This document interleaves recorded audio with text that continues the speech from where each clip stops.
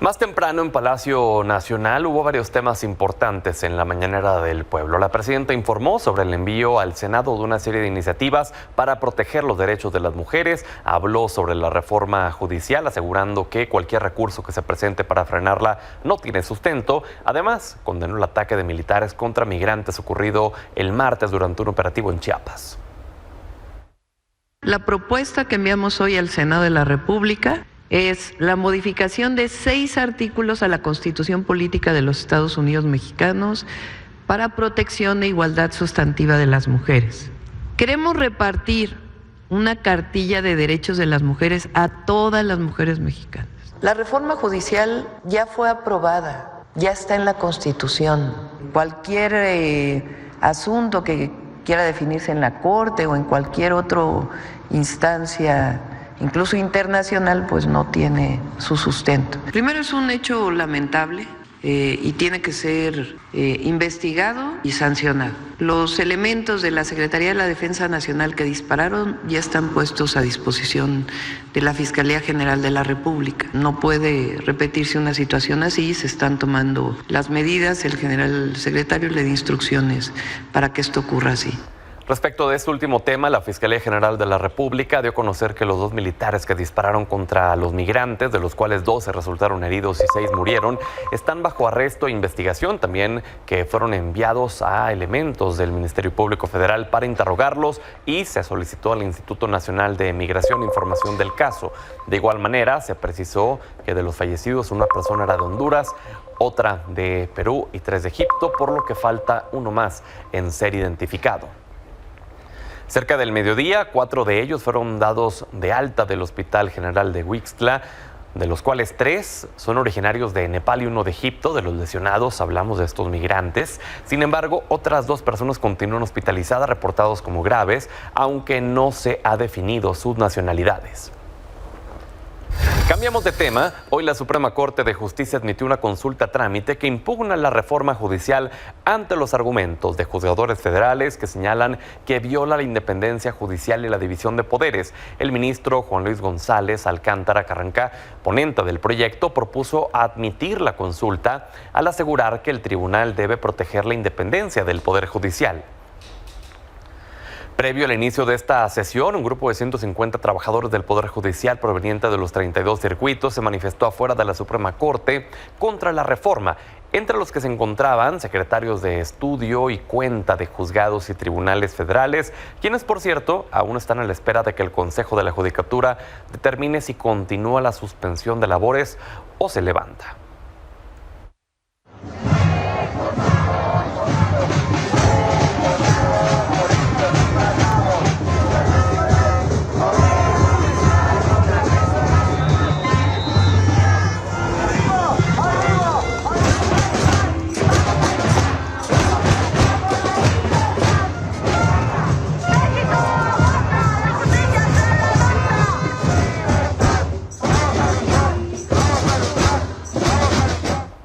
Por cierto, el presidente de la Junta de Coordinación Política de la Cámara de Diputados, Ricardo Monreal, confirmó que la legislación secundaria de la reforma judicial lleva un 70% de avance y estará lista en los próximos días. Entre los ordenamientos por modificar destacan la Ley Orgánica del Poder Judicial, la Ley General de Instituciones y Procedimientos Electorales, la Ley de Medios de Impugnación y la Ley Orgánica del Congreso. Vamos a lo que sucedió en el Senado. El presidente de la mesa directiva, Gerardo Fernández Noroña, advirtió que la Suprema Corte carece de atribuciones para revisar la reforma judicial. Lo calificó como una provocación grave. Silvia Arellano, cuéntanos lo que pasó. Hola, ¿qué tal, Pedro? Muy buenas noches. Te informo que este jueves se realizaron 2 sesiones aquí en el Senado. En la sesión vespertina, la senadora del PRI, Claudia Anaya, pidió la palabra para informar que la Suprema Corte de Justicia de la Nación determinó que sí puede revisar la constitucionalidad de la reforma judicial, por lo que el presidente del Senado, Gerardo Fernández Noroña, dijo que la Corte no tiene esa atribución jurídica y acusó que actuó facciosamente. También envió un mensaje a los ministros. Por esta razón, esta presidencia plantea con toda claridad y firmeza que la elección de las personas juzgadoras se llevará a cabo el primer domingo de junio de 2025, lo quiera o no lo quiera la Suprema Corte de Justicia de la Nación. Más tarde, en conferencia de prensa, pidió serenidad, actitud republicana, respeto entre poderes y reveló que solicitó al área jurídica un análisis sobre las violaciones que pudieran estar cometiendo los ministros. De verdad lo vuelvo a preguntar, ¿en qué escuela estudiaron Derecho? ¿Dónde aprendieron Derecho Constitucional? ¿En qué parte sustentan su salvajada de recurso que están empezando a revisar? Por otra parte, en la sesión matutina, el Pleno del Senado guardó un minuto de silencio por el deceso de 6 personas migrantes procedentes de Egipto, de El Salvador y Perú en el tramo carretero de Villa Comaltitlán, Huixtla, en el estado de Chiapas. Gracias, Silvia, por el reporte. Buenas noches. Buenas noches.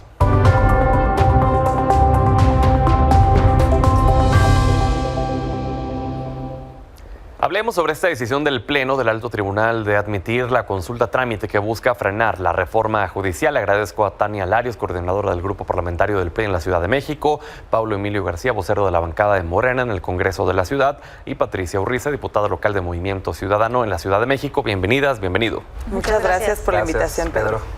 A ver, pues vamos directo con esto de la Corte. Paulo, se ha dicho por parte de integrantes de Morena en la Cámara de Diputados, en el Senado, que es un intento de golpe de Estado. ¿Así lo ves tú también? ¿Así lo ve la bancada en la Ciudad de México? Es gravísimo lo que está planteando la Suprema Corte, la admisión de esta discusión. Es establecer como si estuviera el Poder Judicial por encima de los otros dos poderes. A ver, hay un mandato de las urnas muy claro. Hay una resolución por mayoría calificada del Congreso de la Unión, la aprobación de más de 20 legislaturas locales.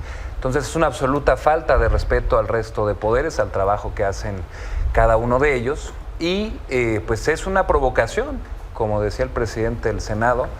Parece que es más un acto político de soberbia, de provocación, que realmente una intervención en términos jurídicos. Entonces, pues así lo tomamos. No hay ningún antecedente constitucional que soporte algo así. Al contrario, la jurisprudencia de la Corte dice que se tiene que atener a los temas que le toca de control constitucional de leyes secundarias y no de reformas a la Constitución.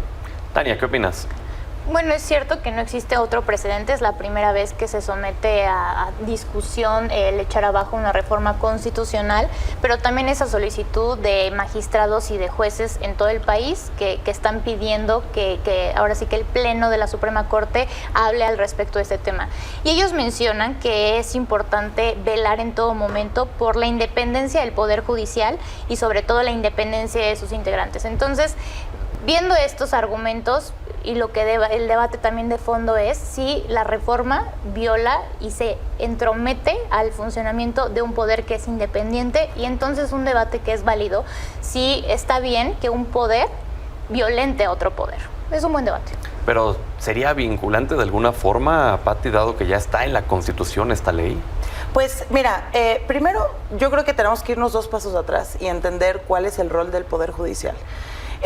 No necesariamente tiene que ir con posiciones mayoritarias, que es el principal argumento de Morena, que los votos le dieron la posibilidad de hacer lo que se les antoje. A ver, fueron gobiernos popularmente electos los que instauraron la esclavitud en muchos países, fueron gobiernos popularmente electos los que no permiten a las mujeres decidir sobre su propio cuerpo, y jueces que han ido contra estas decisiones mayoritarias han sido las que han hecho que la Constitución avance, y no podemos retroceder en este avance de los derechos de las personas. Ahora, recordarle a las personas de Morena que en 2014, la resolución 70-2014, en un amparo que promovió Ernestina Godoy, Adán Augusto y Ricardo Monreal, para pedirle a la Suprema Corte de Justicia que sí emitiera opiniones sobre las decisiones que el legislativo mismo ha hecho sobre la Constitución y si estas decisiones legislativas son constitucionales. Entonces, sí hay un precedente. Pati, pero ¿en qué parte de la Constitución dice que la Corte puede enmendarle la plana al constituyente? Yo creo que es importantísimo, la verdad es un precedente muy importante, y como le decía Tania, es un debate de profundidad.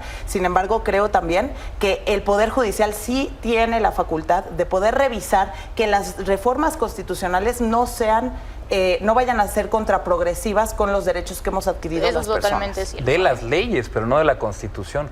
Claro, revisa la Constitución, la Suprema Corte revisa ¿Cómo la le van a hacer Constitución? control constitucional a la Constitución? Es de las Pues leyes. Es una aberración legal y es una provocación política. No lo veas como una provocación política. Creo que esto también tiene que ver con principios democráticos de independencia y de autonomía entre los poderes, pero también teniendo de punto de vista un punto internacional de los tratados internacionales que sostiene México bajo ciertos principios y características, donde sí se vale que el Pleno de la Corte hable de eso, debate a profundidad y tome decisiones. En el Congreso de la Ciudad de México hay antecedentes de que nos han enmendado la plana y al final tienen que velar justo por la progresividad de los derechos. Sí, porque podrían ser decisiones regresivas. Enmiendan la plana leyes, eso pasa y nos pasó mucho además desde que la Corte decidió tener un papel de oposición, porque perdón que lo diga, pero ya no es división de poderes, sino es sistemático lo que hizo Norma Piña al frente del Poder Judicial. Con leyes pasó mucho, pero lo que es una novedad, ¿Pero por qué leyes, por y quiero ejemplo? que la audiencia lo entienda muy bien, es que por Constitución las reformas, que además no son reformas fáciles, son mayorías calificadas en la Cámara de Diputados, en el Senado y la mayoría de las legislaturas de los estados. Entonces es pisotear la representación política del país. No, pero hay que entender de una eso. manera enorme. El Poder Judicial, claro que puede tomar decisiones contramayoritarias y Morena le llama oposición a cualquier decisión que vaya en contra de las decisiones que han emitido desde el propio poder. Entonces, yo creo que el rol del Poder Judicial, sin embargo, es seguir emitiendo opiniones que pueden ir contra la mayoría y que tanto legislativa como de votos para poder resguardar la progresividad de los derechos de las personas. Yo creo que aquí la gran pregunta que se hace la mayoría de la gente que nos está viendo es, ok, ya los hemos escuchado decir que pueden emitir opiniones, escuchamos lo que dijeron hoy en la sesión estos 8 ministros también, pero la pregunta del millón es, ¿realmente pueden llegar a tumbar la reforma judicial o no?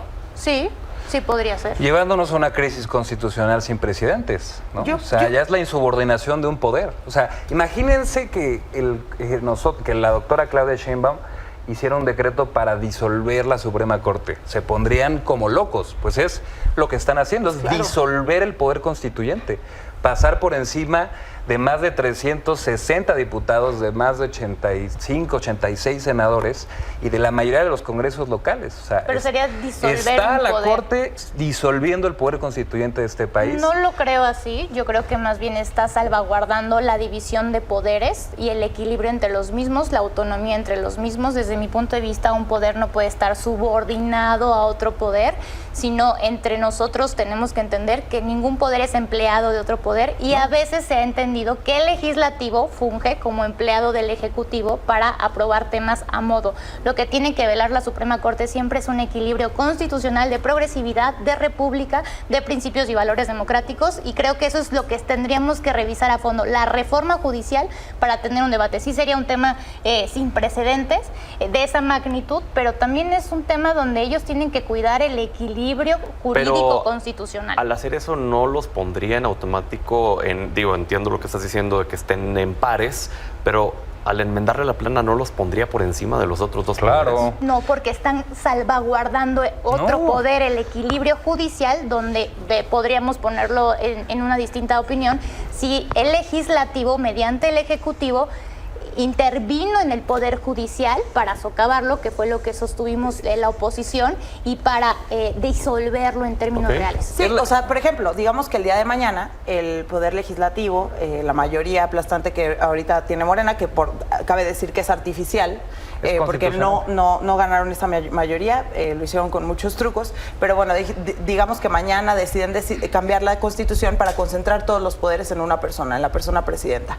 Entonces creo que eso sí sería regresivo para las personas y justamente atendiendo a convenios internacionales de derecho internacional, eso no se podría hacer aunque pudieran modificar la Constitución, porque iría en contra de los derechos de las personas y de la misma división de poderes. Entonces yo creo que esto genera un precedente bueno que sin tal vez nos haría entrar en un círculo vicioso en el que el Poder Judicial frenara la reforma y la volvieran a presentar del Legislativo y la volvieran a frenar. Eso sí creo que es algo que puede pasar, pero me parece importantísimo salvaguardar los avances constitucionales que hemos hecho y que las mayorías no empiecen a hacer cambios en la Constitución que vayan en contra de los derechos de las mismas. Es que, Pedro, lo que defiende la oposición en esta mesa y en otros espacios es que el Poder Judicial esté por encima de los otros dos poderes. No. Y eso es algo que no está en la Constitución. Pero porque nosotros el Poder Judicial no puede enmendarle la plana a una reforma constitucional. ¿Saben cuándo sí se podía? En tiempos de la República Centralista, en las 7 leyes, el Supremo Poder Conservador estaba por encima de los demás, pero este Poder Judicial de Norma Piña no es un Poder Supremo Conservador, es un Poder Judicial convencional que hace control constitucional, sí, claro, pero a leyes secundarias. No puedes hacerle control constitucional a las reformas a la Constitución. Es una aberración jurídica y una provocación política. De las personas. Sí lo es. Hoy decía la presidenta en la mañanera que ni los organismos internacionales ni cualquier instrumento que se interponga aquí en el país iba a tener algún efecto sobre algo que ya está publicado en la Constitución. Eso lo mencionan porque también va a escalar a nivel internacional por estos acuerdos y tratados y convenios y principios en los que México coincide y ha coincidido durante los últimos años y donde podrían verse en riesgo y vulnerados porque no hay precedentes realmente más que en países que inician con el totalitarismo, con el autoritarismo, donde disuelven y se entrometen a la esencia del Poder Judicial, que desde mi punto de vista es lo que está pasando en México. Sí, pues igualmente creo que de alguna manera México está adscrito a estos convenios internacionales justo para respetarlos, ¿no? Y para no generar políticas regresivas. Yo creo que no es que haya una supremacía de un poder, sino es la naturaleza de la división de poderes, que se puedan contraponer las opiniones de unos a otros y que ninguno esté por encima de los demás. Se aprobó también esta semana en el Congreso de la Ciudad de México, ustedes lo aprobaron, lo votaron, una ley que ha causado polémica, sobre todo en redes sociales, que es esta ley que controla la cantidad de noches que un inmueble puede ser rentado a través de la plataforma de Airbnb. A ver, ¿por qué se dio esta iniciativa? Que tengo entendido desde el todavía jefe de gobierno, Martí Batres. ¿En qué beneficia y por qué se dio? Sí, es una reforma que presentó el jefe de gobierno Martí Batres. Hay que frenar este fenómeno, la expansión de ese tipo de rentas, porque provoca que se encarezcan los precios de alquiler, provoca la expulsión de la gente de sus comunidades y en eso no estamos de acuerdo. Se decía en el debate en el Congreso y podemos coincidir que se tiene que ampliar, se tiene que revisar más políticas, en eso estamos de acuerdo. Lo que aprobamos y decir a la audiencia, informarles de manera muy concreta, fue lo que bien decías, que solo se puede el 50% de las noches del año prestar algún inmueble o algún cuarto dentro de un inmueble para el uso de servicios turísticos de manera temporal. Ahí permíteme hacer un paréntesis para justo entenderlo bien. Sí. Si un inmueble tiene 2 cuartos, uno lo renta a la mitad del año y el otro la otra mitad, ¿o es todo el inmueble en general o cómo se maneja eso? Hay un registro de personas que prestan este servicio, está en la Ley de Turismo ya desde el año pasado. Y lo que se está haciendo simplemente es agregar esta parte del número de noches que se pueden establecer por año. Decir a la audiencia de manera muy clara, también no estamos prohibiendo Airbnb, porque Acción Nacional lo dijo en el Pleno, no estamos prohibiendo Airbnb, no estamos mucho menos entrometiéndonos en la propiedad privada, no afecta esto a las rentas convencionales, es otra categoría jurídica, entonces solo es frenar el fenómeno, insisto, yo acepto que podemos ampliar la discusión y que en esta legislatura incluso podremos ampliar el debate sobre el tema, pero sí es un buen primer paso que se establezca una regulación mínima para que no explote el fenómeno. Tania.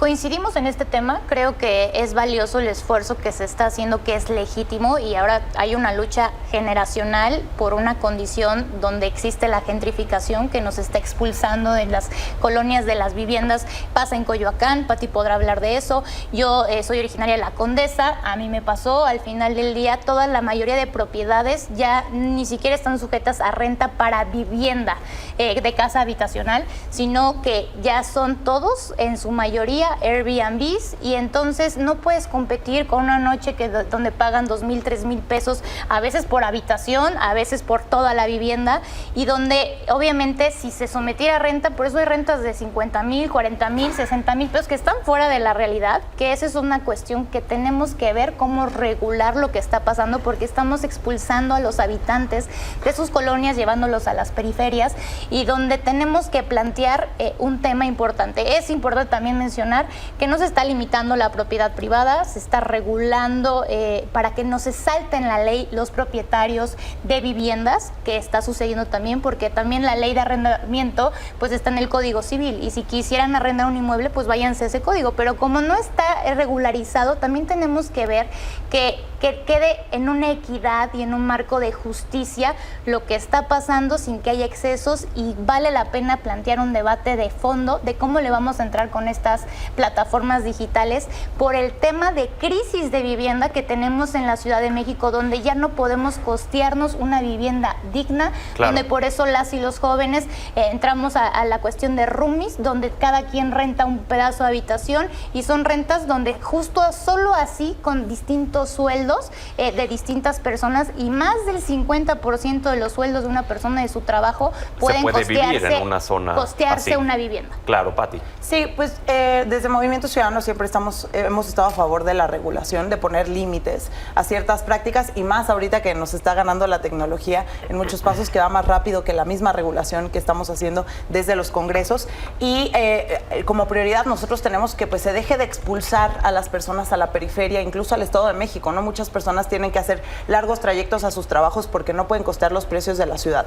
En la Ciudad de México la renta está en un promedio de 15,000 pesos al mes, y la gente, pues el salario mínimo son 7,000 pesos y ganan de 8,000 a 10,000 pesos promedio. Es incosteable. Entonces creemos que estas prácticas que se han enraizado cada vez más y por más tiempo, pues como lo hace Airbnb, ha aumentado los precios. Entonces poner un límite permite que esas propiedades sí se puedan rentar como arrendamiento normal, porque se hacen contratos de 1 año, 2 años, 3 años, pero en estas plataformas se encarecen porque también las utilizan muchas personas extranjeras que vienen de viaje a México y que vienen como nómadas digitales y que se quedan por largos periodos de tiempo, pero que podrían ya transitar hacia un arrendamiento normal con el pago de impuestos que ya conocemos desde hace mucho tiempo. Entonces sí estamos a favor de esta regulación, y creemos que pues sería muy valioso también contar con el apoyo de todos los vecinos y vecinas, porque esto que decías, si tienes un predio pero ahí rentas un cuarto y luego el otro, pues los mismos vecinos se dan cuenta de la entrada y la salida de las personas de estas rentas que se hacen de manera digital.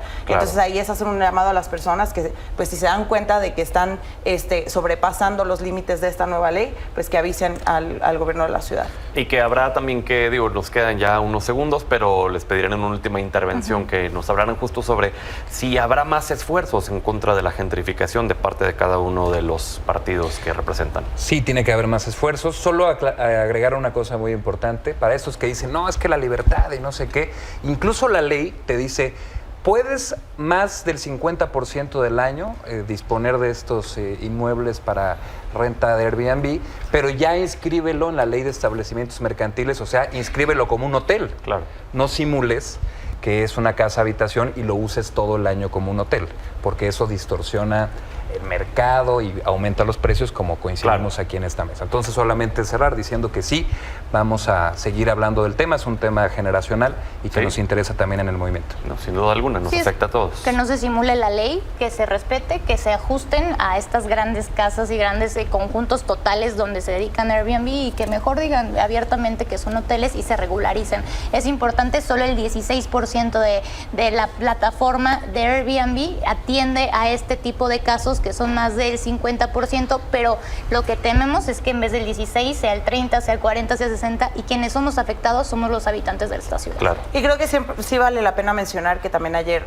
votamos en el Congreso que la vivienda social adquirida pues no se pudiera subir en estas plataformas, justamente porque pues la vivienda social es por necesidad y no para lucrar, ¿no? Y también creemos que tenemos que transitar a la vivienda orientada al transporte, es decir, poner vivienda en donde hay mecanismos de transporte para que las personas vivan cerca de sus trabajos, de sus escuelas y de todos los quehaceres que tienen que hacer y de la movilidad que tiene la Ciudad de México. Que en esta vivienda social se incluyen los edificios que fueron reconstruidos el sismo. Exactamente. Tienen que tener fines habitacionales. Proyectos del INVI, o sea, Pues muy bien, seguiremos hablando de esto y otros temas la siguiente semana. Gracias por haber estado con nosotros. Muchas gracias, Pedro. Pedro, a la Pausa, regresamos.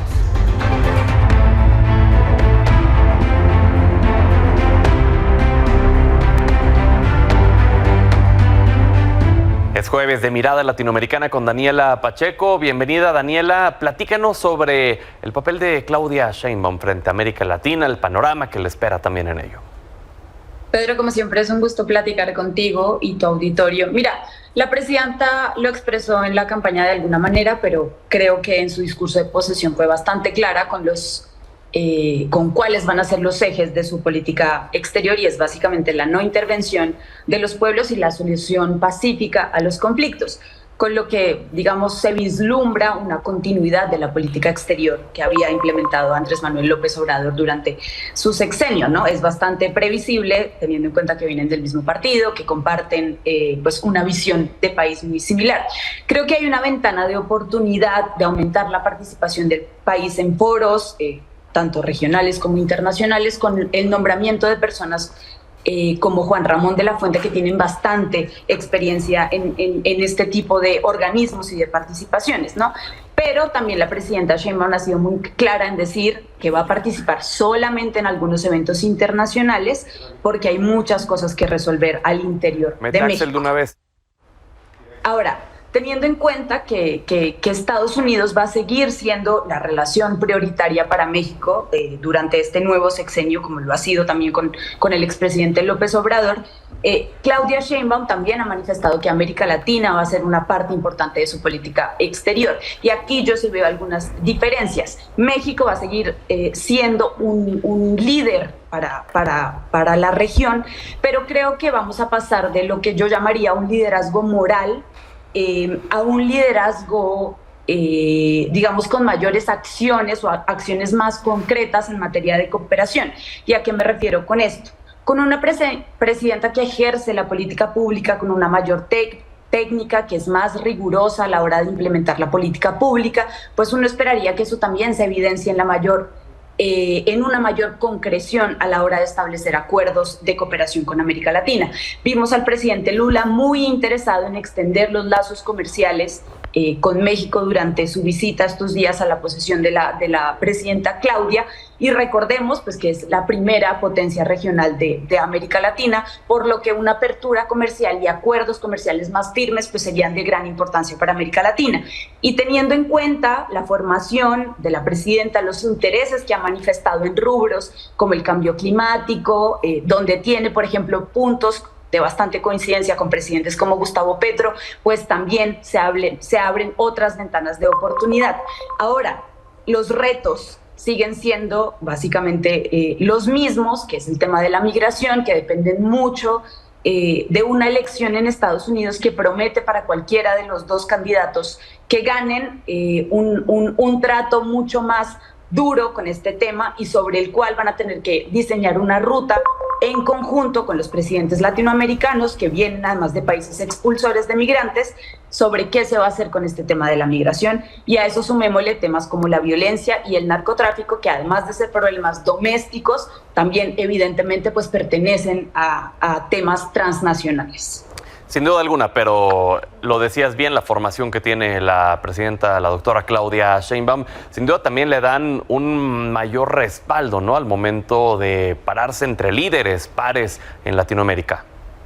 Claro, y justamente en estos temas como inteligencia artificial, como transición energética, que además no solamente harían parte de su política exterior, sino de estos 100 compromisos que asumió con México como presidenta, le van a facilitar abrir mayores acuerdos de cooperación con América Latina. Por ejemplo, Brasil nuevamente expresó el deseo que tiene de que México pueda exportar mayores productos relacionados con estos rubros hacia su país. Exactamente. Daniela, qué honor tenerte con nosotros cada semana. Gracias.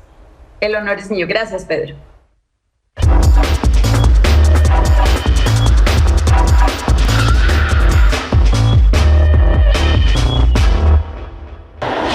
Y ahora Ahora hablemos de la industria automotriz. Axel Sánchez, bienvenido. Hola Pedro, ¿cómo estás? A ver, ¿qué datos nos traes? Pues justamente salió el reporte de ventas de vehículos al mes de septiembre, donde se comercializaron en el país arriba de 116.500 unidades, es decir, una reducción de 1.4% comparado con el mismo mes del año pasado. Esta es la primera reducción anualizada que se presenta para un mes de septiembre de los últimos 3 años, desde que fue la pandemia de COVID. Pero hay que tomar en cuenta 2 factores. Uno, pues ya se empezó a regularizar la venta de vehículos, lo cual se puede significar en una menor demanda, más en un mes de septiembre donde hubo fiestas patrias, donde las personas tuvieron otras prioridades de gastos. Pero por otro lado, también hay que tomar en cuenta, y lo dicen muchos distribuidores, muchas marcas chinas que han llegado en los últimos 2 años no están transparentando sus cifras. Estamos hablando de algunas de las marcas que están ganando mercado últimos años y evidentemente eso no permite ver la realidad del mercado. Aquí ya podemos ver la participación con los datos disponibles por parte del Instituto Nacional de Estadística y Geografía, el INEGI, donde Nissan mantiene el liderazgo del mercado con un 17%, seguido por General Motors con un 14%, mientras que Volkswagen con un 11.8%, Pedro. Este dato es muy importante mencionar. No necesariamente la baja que se presentó en septiembre es la realidad del mercado, como bien dicen los distribuidores. Ya las marcas chinas empiezan a captar un mercado que no se está transparentando y que están haciendo un llamado de que, pues, si todos ponen parte de su granito de arroz para conocer la realidad de la economía de este país, pues las marcas chinas también tienen que hacerlo. ¿No están dando información? No. Por un lado es porque después del 2018, la MIA junto con otros productores llegaron a un acuerdo de que fuera el INEGI el que concentrara la información. Antes era la MIA, pero hubo algunas diferencias entre sus integrantes. Claro. Ahora, para poder reportar al INEGI, pues tienen que formar parte de alguna de estas 2 sesiones, la MIA y la AMDA. El tema es que no todas se están integrando. Veremos poco a poco. Sabemos que hay diálogo, sabemos que hay interés porque las marcas chinas que están llegando al país se integren, ¿no? Pero esto puede tardar un poco más. Entonces, todavía faltará ver cuál es la realidad del mercado y eso lo veremos poco a poco. Ya por último, en unos segundos, ¿están obligados realmente a incorporarse? No están obligados porque la ley no los permite, pero cuando quieren hacer un diálogo con el gobierno bajo los intereses, principalmente ahora que hablamos de la electromovilidad y que el gobierno quiere impulsarla, pues las vías van a ser a través de estos grupos. Falta la organización y ese es un problema que tienen que solucionar la propia industria. Pues muy bien, gracias Axel. Nos vemos la próxima semana. Pausa, regresamos. Hoy en la edición impresa de Milenio Diario estuvo encartado el suplemento Promotores de Norteamérica, en el cual podrá encontrar un listado de 100 personajes que trabajan para consolidar la región de Estados Unidos, México y Canadá.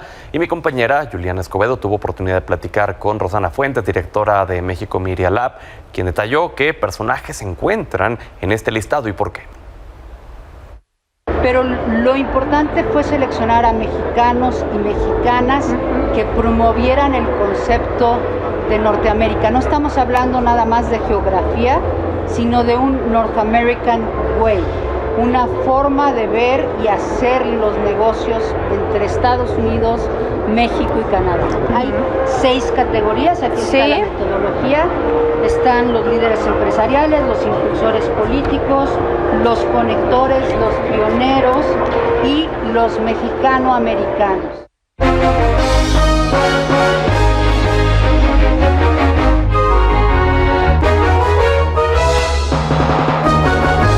Buenas noches, don Manuel Somoza. ¿Cómo le fue a los mercados hoy? Pedro, buenas noches. Bueno, pues siguieron cautelosos. Tuvimos bajas moderadas en los índices norteamericanos, menos 0.44 el Dow, 0.04 Nasdaq, 0.17 hacia abajo el S&P, y la que sí cayó más fuerte fue la Bolsa Mexicana de Valores con menos 1%. La buena noticia la tuvimos en el peso, que recuperó 6 centavos con respecto al cierre de ayer, que fue de 19.41. Hoy la atención, y seguramente mañana será el resultado, es en cuál será la creación de empleos en Estados Unidos en el mes de septiembre. Estamos esperando 150,000. Si el dato es muy por arriba de esa cifra, entonces esto va a asegurar que la reserva va a bajar 1/4 punto en las próximas 2 reuniones que tenga, para terminar el año con una baja del 1%, del 5,5% al 4,5%. Sin embargo, si el dato sale muy por debajo de los 150,000, a lo mejor tendríamos la sorpresa de otro incremento adicional de 0,5 punto en esta próxima reunión, que será en el mes de noviembre. Nosotros en Cibanco pensamos que la Reserva Federal va a disminuir 1/4 punto la tasa cuando venga la reunión de política monetaria, y creemos que los datos del empleo van a salir muy parecidos a los que previamente se están estimando. Pero el dato no cabe duda que será importante. Además, quisiera decir que los mercados se moderaron un poco en cuanto a los riesgos de la geopolítica, toda vez que hay un impasse entre Israel e Irán. Se está esperando un ataque, una respuesta de Israel a Irán por los misiles que lanzó antes de ayer.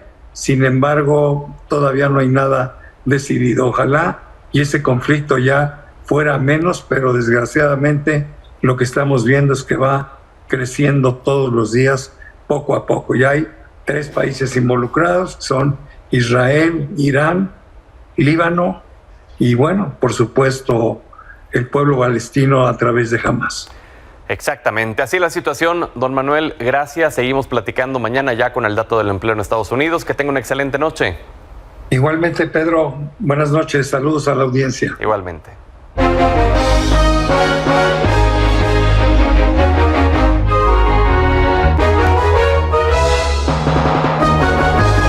Y bueno, el Tribunal Electoral avaló la permanencia por 4 años más de Alejandro Moreno como presidente nacional del PRI y de Carolina Viguiano como la secretaria general.